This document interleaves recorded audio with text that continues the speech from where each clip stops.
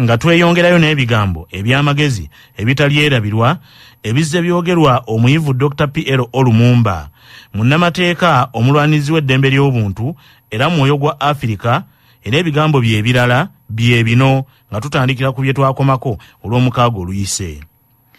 Obulwa obunene ensi eno bwerimu kwe kuba nti omuntu bw'abanga akutunuulira bakutunuulira okusinziira ku ggwanga lyo so si ku magezi go.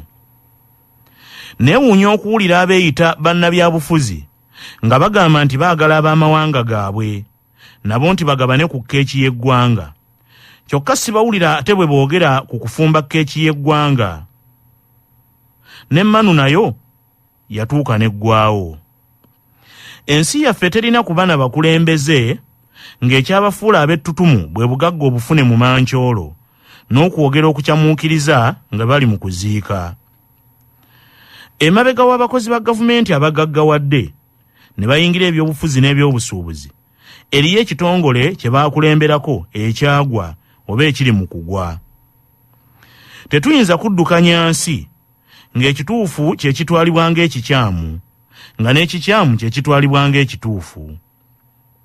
Kisaanidde kijjukirwe ekiseera kyonna nti ensi zaffe zaatika ziringa ggi, n'olwekyo zirina okukwatibwa n'obwegendereza. Ekizibu kya Afirika ekinene kwe kuba nti Abafirika batwala obubbi oba batwala ababbi ng'abatuukirivu, ate abatuukirivu abatuufu ne bababiiya. Ekyewuunyisa tulinda bazungu bakoone sitampu mu bantu baffe nga Lupita Nyong'o ne Wangali Maathai. Olwo naffe ne tulyoka tutandika okubatinka nga bazungu bamaze okubakoonamu sitampu.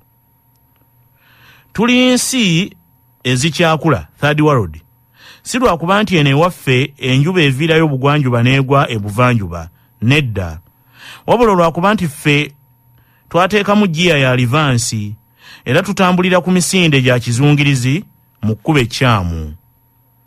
Ekireetedde Afirika okusigala mu nsi ezikyakula ebbanga lyonna n'okusigala n'enkovu ey'olubeerera ku nsi kwe kulondanga abantu abakyamu buli kadde. Tayiga teyeefuuyira mulere ng'eyogera ku bukambwe bwayo, wabula olaba bulabi mu tulumbi gwa ntulege n'omanya nti waliwo okukozesa obukambwe. Kituufu abakyala bateekwa okulwanirira bye batuuseeko, naye mu ssemateeka ew'ensonga tebalina kunoonya ddirisa lya zaabu mu nju erina omusingi ogwazimbibwa n'omusenyu.